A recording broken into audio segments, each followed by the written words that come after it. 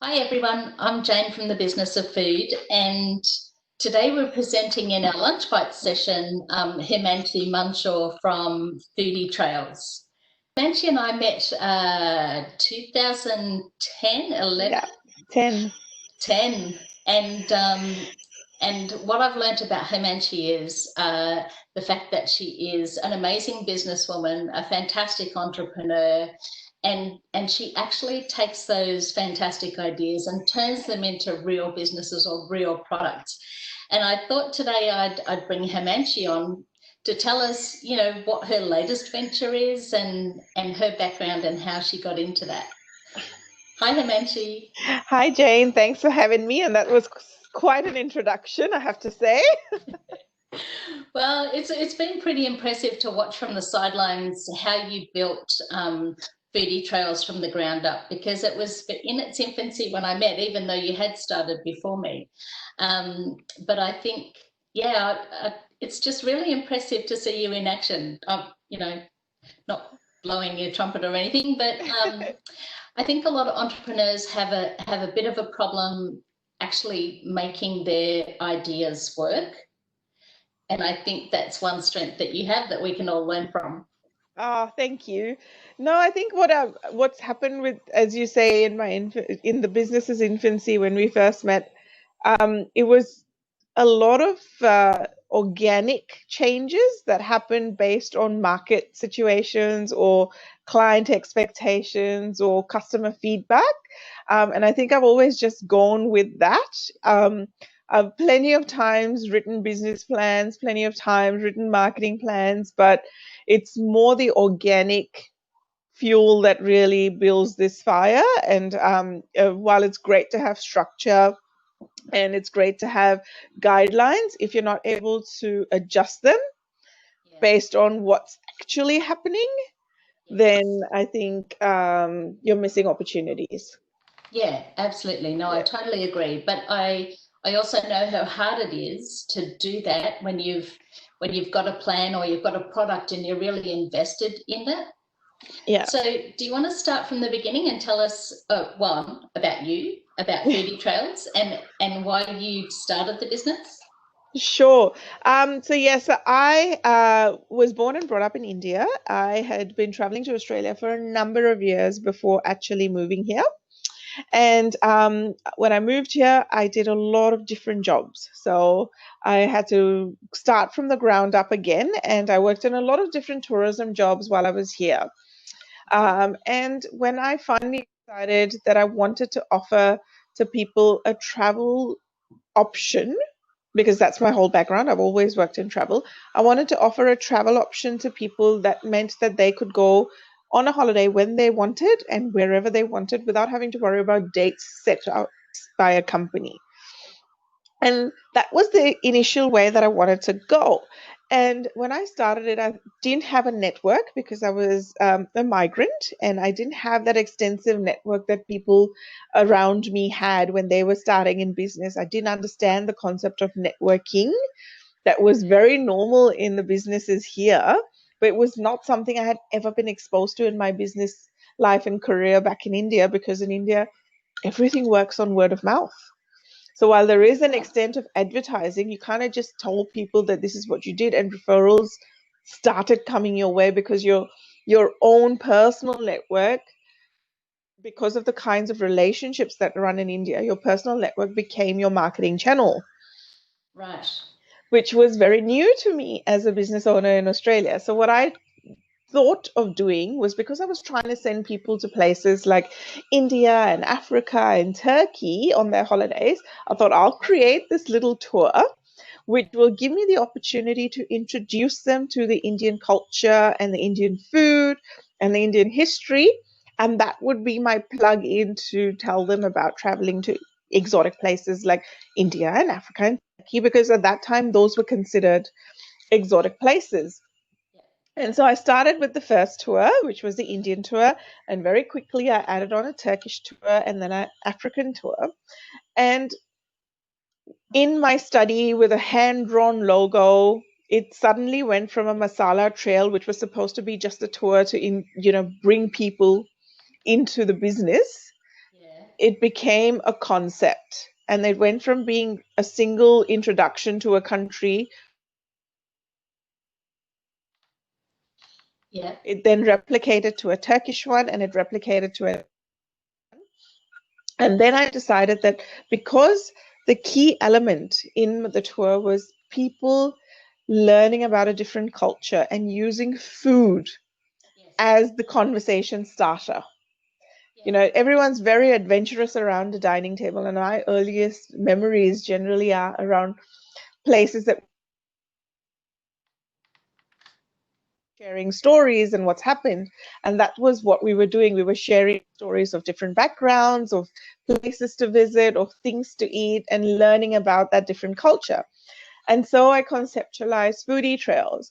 And again, the logo was hand drawn and done in my study, and it was not bad for a first start, I think. Um, and it then sort of grew from there. And about 12 months in of doing the tours, people started asking us on how do you cook the food that we're eating, and there was conversations around cooking.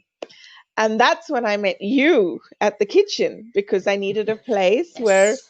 I thought, all right, if people are asking me how cooking is done, let me show them how it's done. And so we did the Yeah. cooking classes. So we went from just being a tour operator to offering cooking classes as well. And that went on, continuously. 2 babies later, I was doing that. And that went on for a good 6 or 7 years, just as tours and cooking classes. And we expanded in terms of flavors and added on different cooking classes. And I found other home cooks and brought them all onto this platform where they could share their background and stories. And then I wanted Yeah. to offer that further. Like, I wanted to share this cultural experience that we were happening on a bigger platform. And so I went to the market to say I want to be a sponsor for any Indian event that you might be having, to entice people to do tours with us, cooking classes with us, and then travel overseas with us. And they When you simply, say market, you mean the Queen Victoria market? yes, the Queen Victoria market. And they said, oh, we don't have an Indian festival. Why don't you run one? And I'm going, I've never done a festival in Australia. I mean, I've handled big movements of international travel. We've done mice movements of 300-400 travelers going to South Africa, going to India, and planning Wow. everything logistically, as well as celebration nights and everything. So it's not like I didn't have experience in gatherings. It was the matter of what is involved with a festival, in what are the rules and how it's handled. And it's a new aspect, but again, it was something that came to us organically. Like, Yeah, i right. might i might not have thought of actually running a festival until I went and asked them to be a sponsor, and they said, but why don't you just do it? It so well. um, Yeah. and so we started. The first year we only ran an Indian festival. The second year we expanded into no, it's the second year we still ran just the Indian festival, but we got very well known for running cultural festivals with an Indian background. The third year we introduced a Sri Lankan festival and an African festival. Yeah. So we started expanding, but it was always connected through food and culture. That's Yes. always been our core, where we're connecting people through food to introduce them to cultures. And Yeah. that Yeah. cultural understanding and appreciation was all elements that are, sort of the building blocks of Foodie Trails, so to speak. Yeah, but I imagine that one of the biggest concerns or challenges or thoughts that crossed your mind when you're thinking about a festival like that is, yes, you were able to, you had the practical components of actually managing it, but I think one of the biggest questions I would have had in the beginning is, I've run events for 300 or 400 people that have already signed on to me. How do I attract an audience that I don't have any idea of Oh. how to reach them? Because you have a database of, 300 or 400 people interested in what you want to give them. But then when you don't have that database and you don't have those connections, what on earth made you think you could attract how many tens of thousands of people down there? I didn't know if I could or couldn't, I'll be honest with you. I probably underestimated myself. I tried a lot of different avenues. I used a lot of relationships to get the word out, but I used a lot of, and I didn't understand Right. the power of social media for something like that. But I have to say, there is a big asterisk next to social media because it works for some things, but Yes. in other areas, I've had absolutely no success with it. So I can't say that just because you can do one thing on social media, it's going to result in, put a big asterisk there, because there's some things that I can manage Yeah. quite well, but there's others that I can't get a bar of it. Like it just doesn't work for other products. Yeah. So with the festival space, the day of the event, I remember standing at the stage and going, "Oh my God, this is going to just fall flat on my feet." And I'm responsible for so many people making such an effort to put together their food stands and entertainment and be here and, be Yeah. a part of this. And till 11 o'clock, there was nobody there. But it's like at 12 o'clock, the floodgates opened and everyone came. And this is, I Yeah. think, I was at that. I I know, loved it. it was But that must have, ridiculous. I was on pins and needles. I thought this is going to be the end of it. I'm never going to hear a good thing about it anymore. But it was a yeah. real eye opener to see how well it was appreciated. And I think we got the balance of Mm. authenticity, but also cultural integration really well. Yeah. And that has always been a plus point for us because that led us into being asked to do festivals for different venues. So, we started being approached to run events for Dandenong Market. For the cricket, we got approached to do the event for the Boxing Day match. Yeah. And since then we've done it a couple of times, and then places like Bunjil Place were happy to partner with us, which was really, a very good feeling to see that you're doing Yeah. something right and the audience and the platform is appreciating it and you're able to get that balance right. So Yeah. I'm not saying it's easy No. by any means, but I'm also not saying it's as hard as we make it out to be in our heads. Like sometimes if you just believe that you can do the right thing, it will find a way to reward you.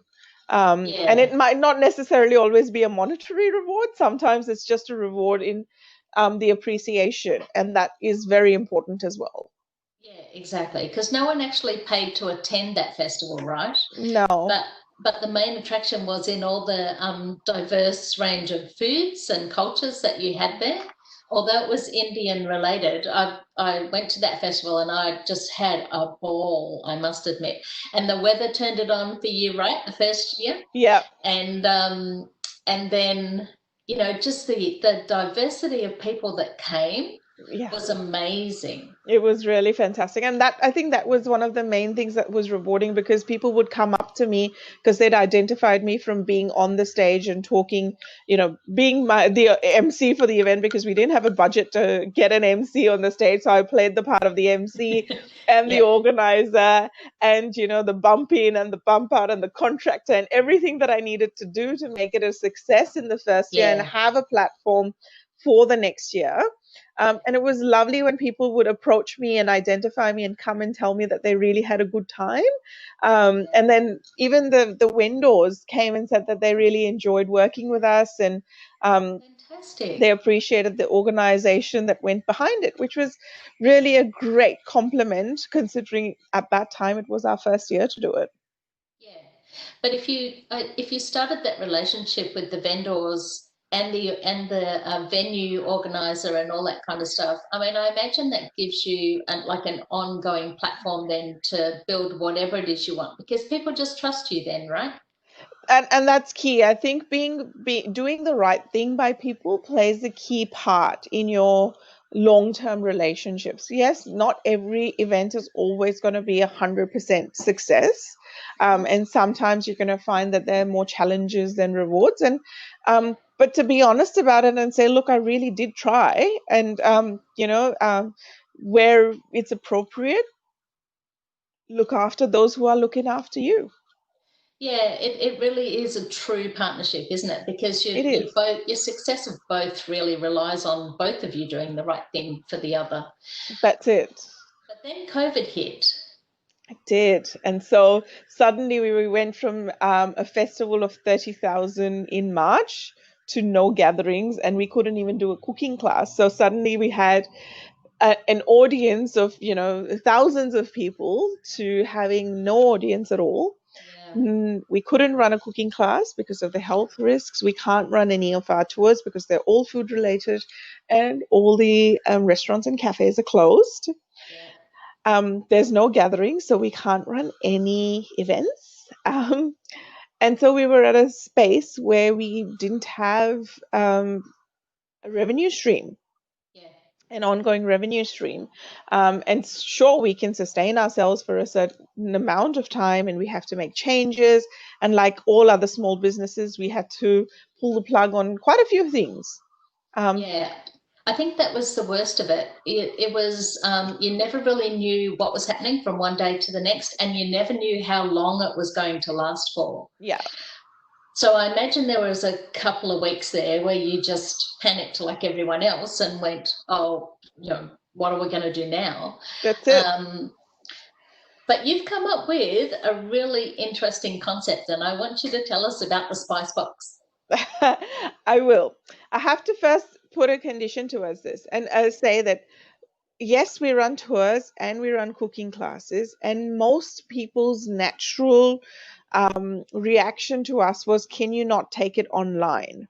And I have to tell you a couple of things as to why I didn't want to do that.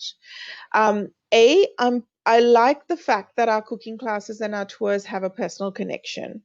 I like that we're able to introduce people to the cultures and the foods and the owners of the restaurants and, the people who are running the cooking classes. I think what makes us different is the fact that you have these real conversations with real people from these different cultural backgrounds. And yes, I'm not saying that we couldn't take it online. It's just that it didn't feel right for us to do that for our situation. Yes. And so we chose not to do it. And I think the other thing to remember as well is that for cooking classes, absolutely, we can take it online, we can, charge a fee, or we can run them free. But I saw very quickly, in a matter of weeks, the online space was really crowded. Yes. Everyone was in lockdown. Everyone was cooking more than ever before. And everyone who had some sort of standing in the chef or the cooking community was running online classes or cooking demos and showing people how to make really wonderful food. So I didn't know if I needed to be one more of those people. I just felt like, there's so many out there. Is there something else that I can do that not as many people are doing, or nobody else has on offer? And so I thought about, what can I do that won't be just stuck in the COVID time, something that can be ongoing in our business and can be an add-on, and something that I didn't have time to do before. And that is my spice box, because I always wanted to do something like this. So this is what I created. Wow, looks amazing. Yeah, I'll get very happy when I see it. I smile all the time. It took me 3 weeks to turn this around from concept to completion. So it was very fast, and I had some really amazing help from, our graphic designer and our web designer, because I had gone suddenly from thinking about something that you couldn't touch and feel. A cooking class and a tour is an experience, to a product. I've had no experience with products before this.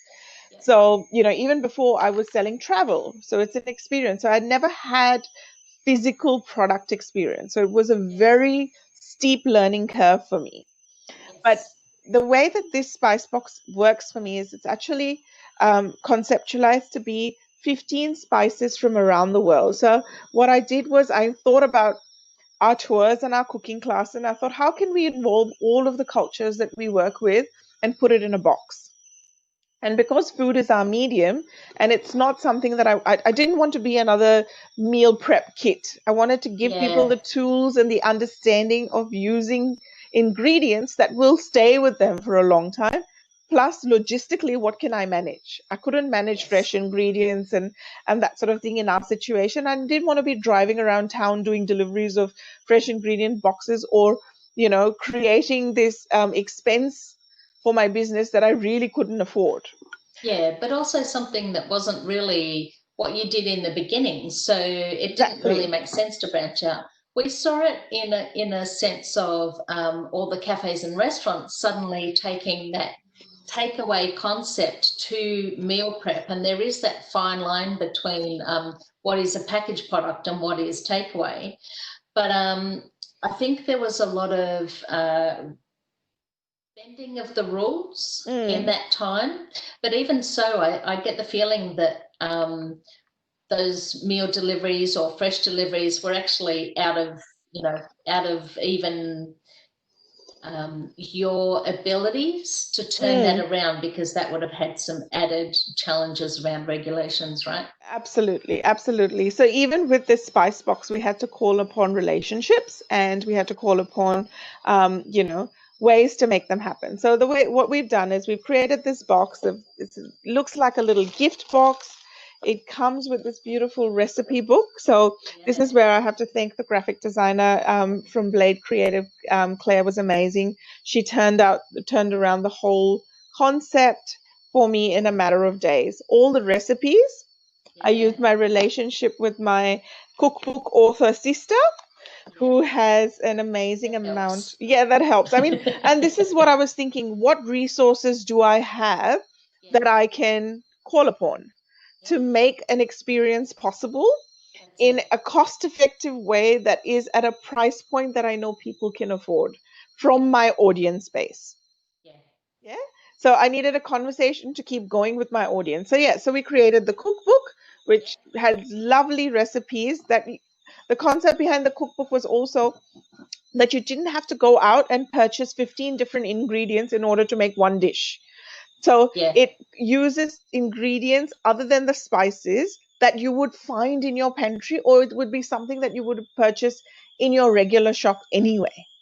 Yeah. So the idea was to, how do you incorporate spices in someone's life without changing their life too much? Yeah. You don't want to And change someone's routine and make it hard. You want to make it that's right. easier for them to adapt to your product. That crosses those cultural barriers, because you've got such a diverse audience. It's not, they don't want to cook the same thing every night. And I know, as a mom and trying to feed that many people 3 meals a day because suddenly everyone's at home, it's really hard to think up new ideas all the time. So Yep. I saw that I was looking in my recipe books more than I ever did before, Ah, trying to think of what should I make today that the kids are going to enjoy, that is, up to everyone's dietary requirements, that's interesting, that's fun, and that I'm not going to be bored of because I'm eating the same thing again and again, and I've got that many recipes, but now I'm cooking 3 times a day, so I can't make the same things last a whole month. yep. So I had to learn a few new things. So yeah, so we packaged it up. So we had 15 different spices, Yeah. um, and we called upon our spice shop friends for them to package it for us so that we didn't have to get any new licensing. Fantastic. And we followed all the right certifications and the gradings and the food handling that was required. Um, we got all the right branding done through our graphic designers. I researched and found packaging boxes, and I had to learn about postage. Um, and I had to learn about how to sell a product on my website, and I had to put it all together. But the part that I knew well in all of this isn't the actual physical box. So the No, physical it's the box is experience, right? everything that I had to learn. But Yeah. what I have incorporated with the Spice Box is an online experience. So once you purchase the Spikes box, you actually are able to unlock an online experience which takes you on a journey of learning about these 15 spices in your box. So every couple of days you get another email with short masterclass videos that are easy to consume, and give you the essentials that you need to know about cooking with these spices, whether it be a technique, whether it be history, whether it be health benefits, whatever it might be. It's short snapshots of learning the spices. So you can actually explore the spice box at a slower pace, but at the same time, you know about enough of the spices in there to pick up the recipe book and have a go. Yeah. And it nudges you to try a new idea every few days. Along with the spice masterclasses, it also gives you curated information on, if you want to dwell a little deeper as to where they come from in terms of the farming or the country of origin, some travel inspiration, some additional recipes. So those emails are curated very carefully to give you that additional information should you want it. Some people are Very happy with just clever. having the box. Others Yeah, really yeah, want to spend some time with understanding it. Like I yeah. just thought of, if it's myself, I might look at the video quickly, but then I might go Yes. back and look at something else later. Yeah, So having absolutely. that ready and, for yourself, it's Yeah. just there. That's very clever, because what you've actually done is, through that product, taken the extension into an experience that is not that far from what you already offer.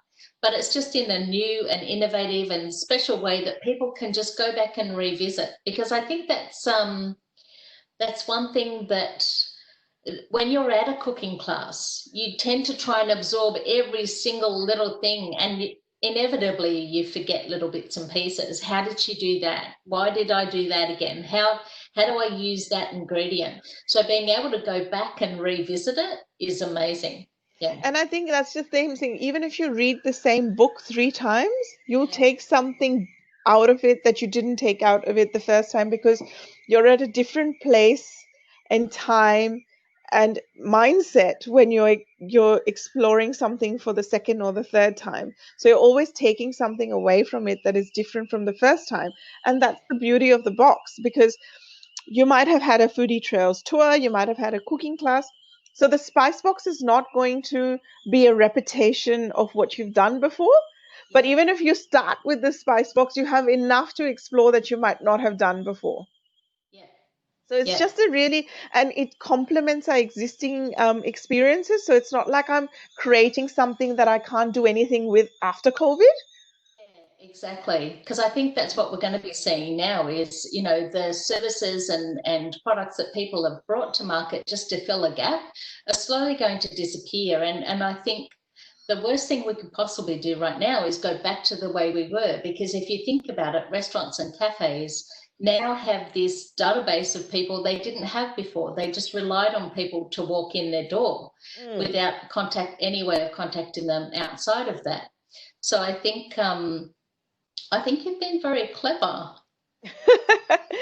I hope so. I mean, I don't know how long this situation is going to last, but it's given us the opportunity to still be relevant in the current market. And I think that's the key. Like, all of our work and our progress and our offerings has been relevant to what our customers were asking of us at the time. Yeah, So keeping this relevant for this period is giving them opportunities to explore differences in their own kitchens. But at the yeah, same time, it's given us the opportunity on social media to have conversations with people of different backgrounds about the spices in their cooking. And that's helped us keep our social media relevant. So we're not yeah, just doing cooking demos like everyone else, but we're having spice conversations, and we're talking about how that spice is relevant in that particular cuisine. And people are engaging with us. We're seeing a growth in the number of followers. fantastic. And it's an audience we might not have tapped into had this not happened. So I think there's opportunities at every turn.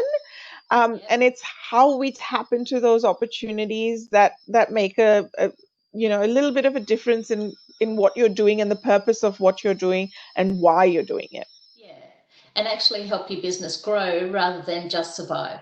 Yeah, and that's it. And I don't think I don't believe that the spice box will ever be our core product. It's Yeah. it's part of our pivot, Yeah. but it's not something that we've completely turned away from the rest of our offering. It's just that here we go, the time's different. We can't bring you into our kitchen, so let us send something of ours into your kitchen.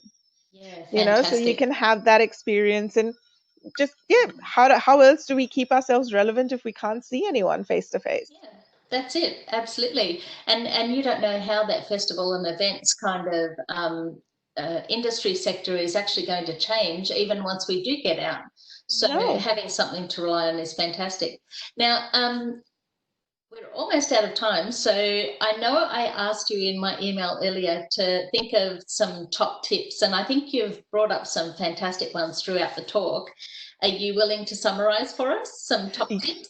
Absolutely. So my top tips are, if something's looking at you in the face, don't ignore it, because there's an opportunity there. And your gut instinct will tell you to do the research to make the numbers know if it's relevant to do or not.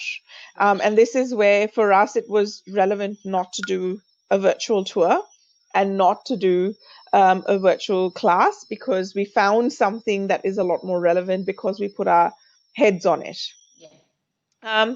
I think use the opportunity to think of things that you don't usually have the time to do. For us, it was engaging on social media in different ways and having different conversations, and thereby building a bit of a different audience.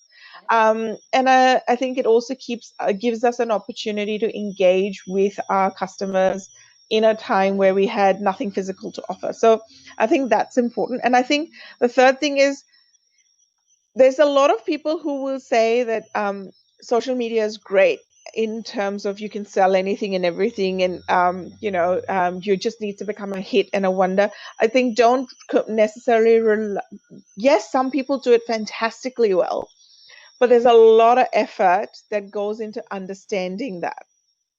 So while Yes. there are some amazing case studies, Yeah.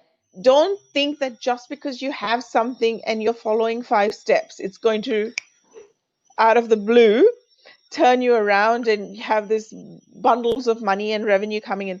Be realistic with your goals. Yes. Plan small, but plan in such a way that if you need to grow, you have that already thought out. So we've planned small and we've gone, you know what? We're going to go with this much. We know this is our investment. If it goes, it goes. If it doesn't, it's still something that can sell with our tours and our cooking classes, and it's not going to spoil. There's no shelf life, and it's not an investment that's going to go bad in any way. Yeah. Yeah. Fantastic. So know your risks, but also know your opportunities and do your homework around them properly, right? Yeah, absolutely. Nice.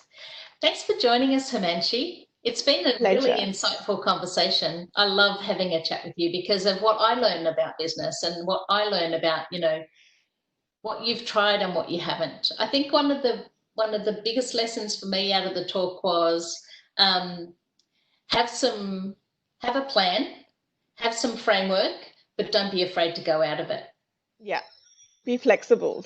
I think, and yeah, definitely be flexible. Have a structure, but be flexible. Change with what you need to do. Fantastic. All right. Thanks for joining us, Himanshi. Anytime, Jane. Thank you. See you.